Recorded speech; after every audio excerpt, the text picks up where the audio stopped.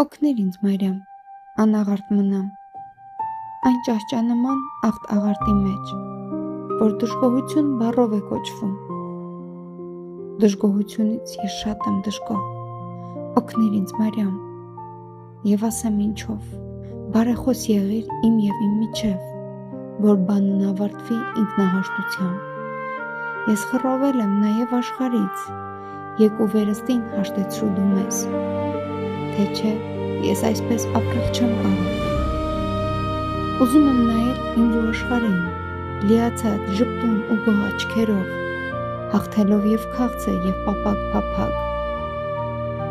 Ուզում եմ ապրել անչար ու բարի, գմբեթի ճեղքում բուսած տուղտի պես։ Մի բութ առել է իմ զույգ աչքերին, թռցրու նրան, մի ձու սպիտակ ինձ բիբ է դարձել, կորցրու այդ ձուն։ Ճանճեր է նստած ինձ վրա այնպես, ինչպես քունջութը կաթնահունց հացի։ Ճանճը քունջութ չէ, հացը չի ուտվի։ Ճանճով է լցված իմ ներսը նաև, ինչպես վարսանդը խաշխաշի սերմով,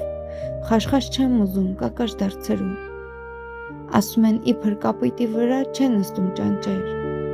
լսում ես Մարիամ, ինձ ներս ու դրսից կապույտ հագցրու։